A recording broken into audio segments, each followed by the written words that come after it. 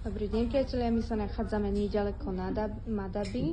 Madaba je preslávená a známa výrobou mozaiek a my sme sa prišli pozrieť na workshop, kde sa tieto mozaiky vyrábajú.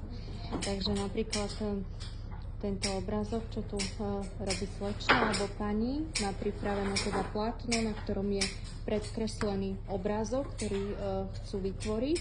Plátno sa potrie lepidulom a naň sa prikladajú kamienky. Tieto kamene, napríklad tento, ktorý vidíme, tak to je onyx, zelený je jadedit, takže z rôznych kameňov, podľa toho, aké farby potrebujeme, také sa používajú. Tie sa potom štikajú klieštikami, ako to aj teraz práve vidíme, a prikladajú sa na obrázky a vznikajú z toho nádherné mozaiky. Takže tu máme napríklad paletu farebnú kameňov, ktoré sa môžu použiť.